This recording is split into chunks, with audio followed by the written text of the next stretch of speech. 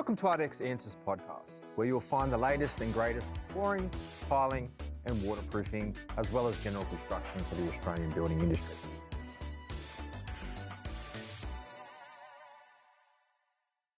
Welcome back to the podcast ARDEX Answers. Joining me today is James Muir. Welcome, James. Thank you very much. James needs no introduction to most of you as the technical services trainer and also academy lead here at ARDEX Australia. So today, James, we're going to be talking about the most frequently asked question.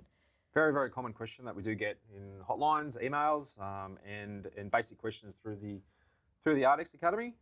Blueboard. It's all about Blueboard. It is. Let's start off with what Blueboard's actually made from and what it's made out of, so we can get an idea. Yeah, look, so Blueboard is a product that's specifically designed for facade sheeting, but it's also specifically designed to be rendered.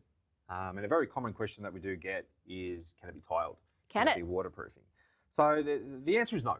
The sheet itself is not designed to be tiled. It's specifically designed to be texture coated or rendered. Now, back on why it's not designed for it, the Blueboard itself simply cannot handle the weight of the tile adhesive and also the tiles themselves.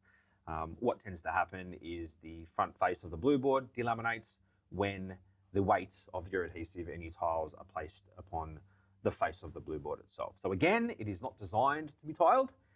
But unfortunately, it is a very common mistake that happens out in the construction world, all about not understanding the substrates that are being used, but unfortunately, it is not designed to be tiled.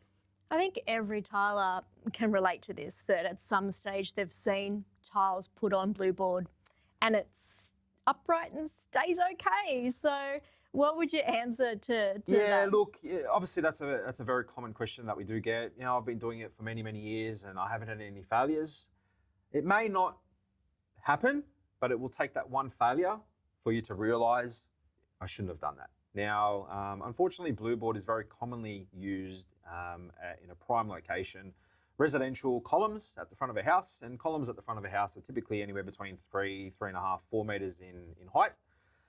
So now you're dealing with not only the substrate not being suitable for the tile, but you're also dealing with heat, you're dealing with cold, you're dealing with wind, you're dealing with temperature fluctuations, which will increase the potential risk and failure of that particular tile off that Blueboard. So it moves into a risk factor. Residential homes, front door columns, we're dealing with little children, mums and dads.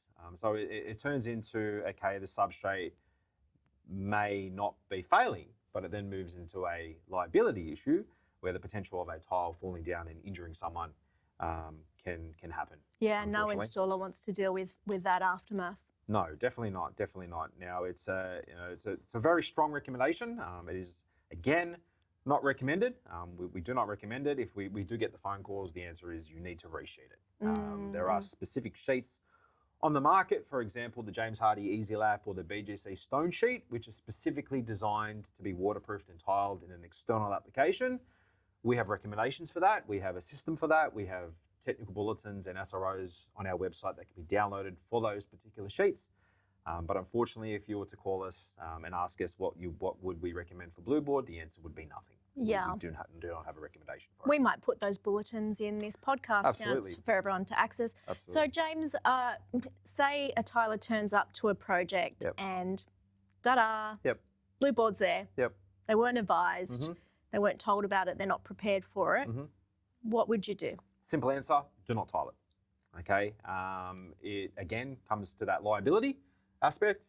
What you would want to be doing is you'd want to be resheeting it, or if possible, see if you can render it or texture coat it in lieu of tiling, what it's specifically designed for.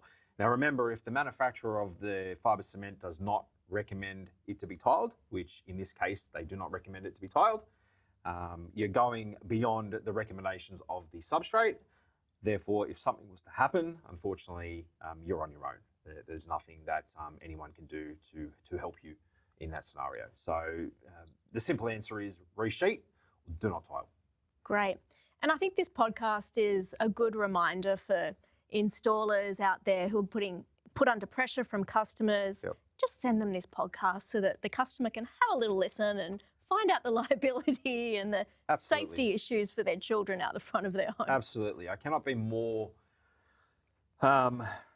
strong in explaining on this particular topic. It's a very very serious topic, because unfortunately dealing with these particular complaints in the job role that I'm in, which unfortunately we do see quite often, and we're not looking at small mosaic tiles here. We're looking at 600 Stone. by 400 type stone tiles, stacked stone tiles that can weigh in the vicinity of 2, 3, 4 kilos each.